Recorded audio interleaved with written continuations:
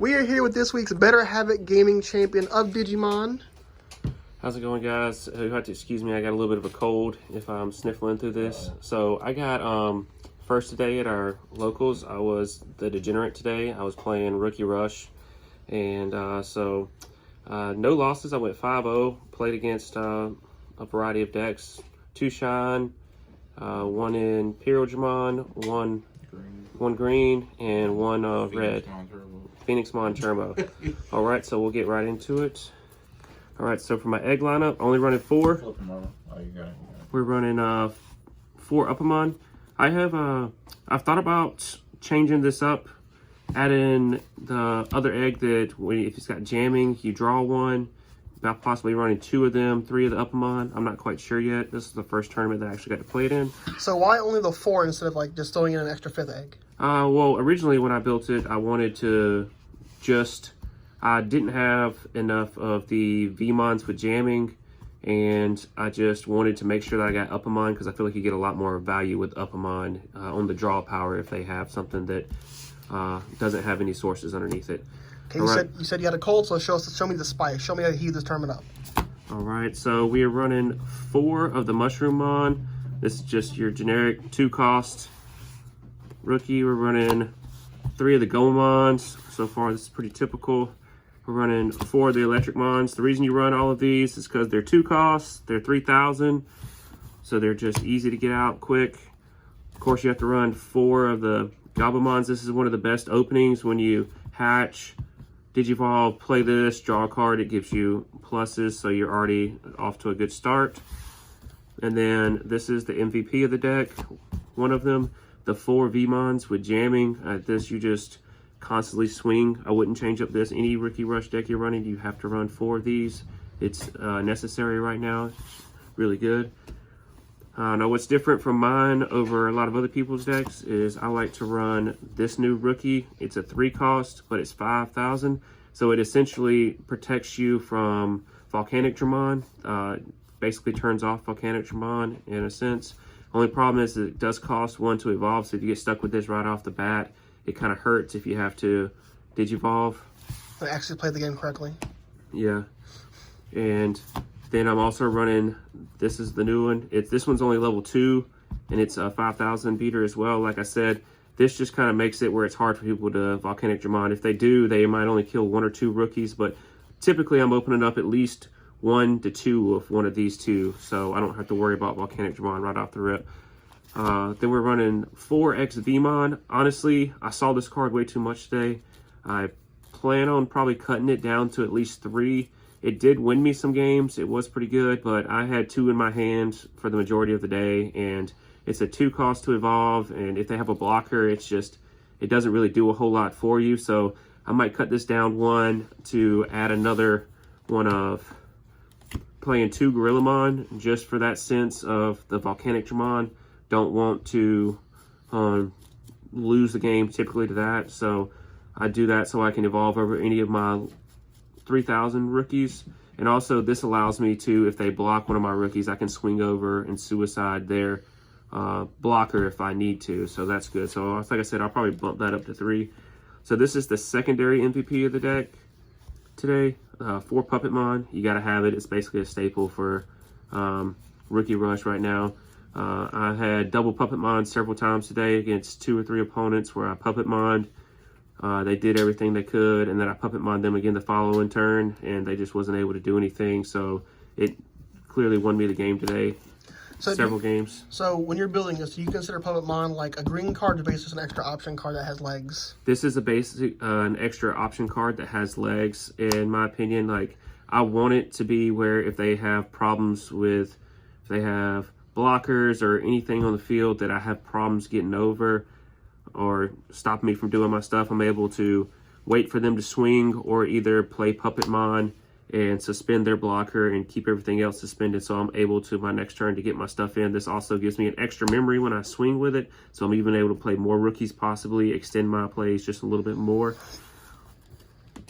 And then we're onto the option cards. We're playing blue, so you got to play 4 Hammer Sparks. It's a staple. So we got this here. This is We Have to Stop Fighting. I really like this in Rookie Rush. This basically, if they have a blocker. You play this if you have enough memory, and you can just swing away. Doesn't matter what they have in security unless they have Gaia Force or Trump Sword or anything like that. They returns one. This just basically just allows you to swing freely with a blocker on the field, and they can block, but it doesn't do anything. No Digimon can be deleted, and it does work for security when you're fighting Digimon. So then we're playing 3 of this Positron Laser. This card was really good for me today.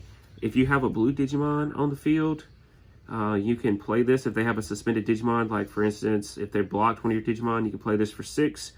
If you have a blue Digimon, you can return that blocker, or you can make it where 2 of their Digimon can't block or attack until the end of their next turn, and you get to return a Digimon that's suspended. So if they have a problem Digimon, or they've climbed up and wasted a bunch of resources into their level 6 or level 7, if they have it, then they just wasted all of that, because you can just return it to hand, and then 2 of their Digimon can attack during their turn.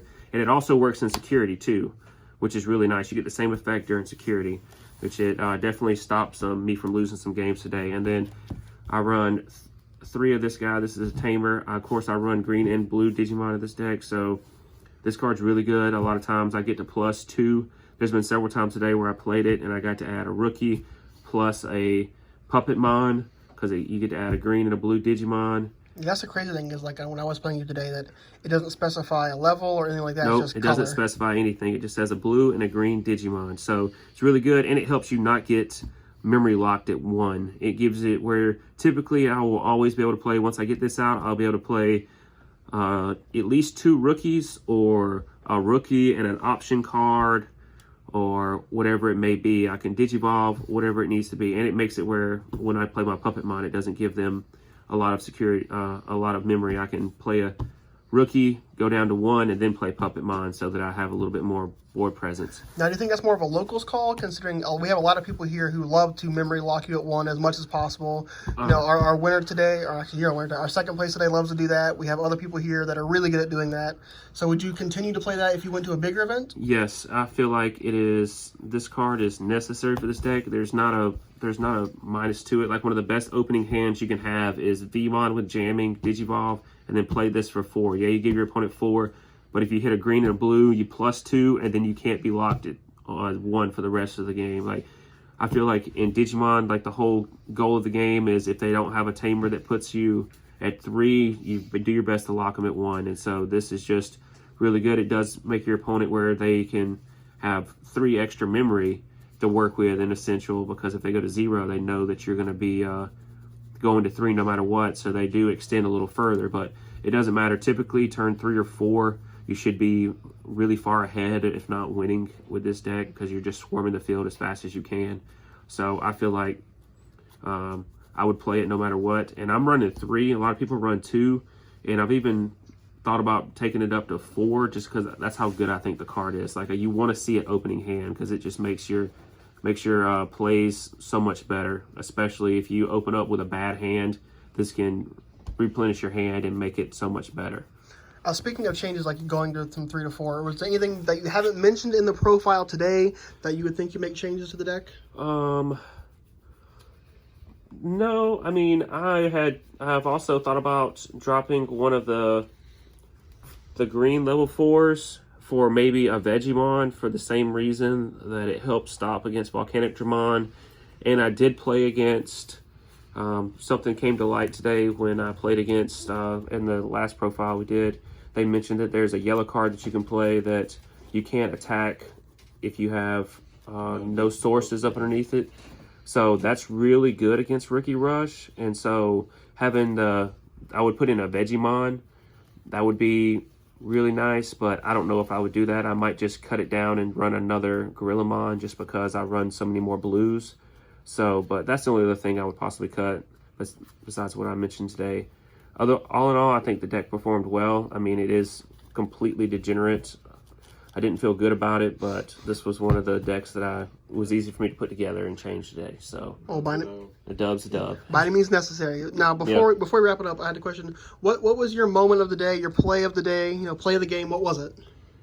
Well, it was definitely in 2 different scenarios where I dropped Puppet Mon, suspended everything against green, left it suspended, and then following turn I played another Puppet Mon, and they were trying to dig for a blocker, and they just couldn't get there. I did that against green, and I did it against blue, so that was definitely my two greater moments of the day, just being able to, and red. I did it against red as well. I did it against 3 opponents, so that was really, it felt really good today to be able to do that 3 times, and it basically won me the game because they couldn't do anything. I just double suspended everything for their stuff, didn't unsuspend for like 3 turns, so it felt good, and I could just swing out and win the game. Well, awesome, Shane. Any final closing thoughts? Any shout out to the viewers? No, just if you do want to be a degenerate, definitely play this deck. It's definitely real easy. It's good for beginners, whatever it is you need to do, but it's a really fun deck. It's just not fun for your opponents. Well, thank you so much, and we'll see you hopefully never again because I'm winning next time. We'll see.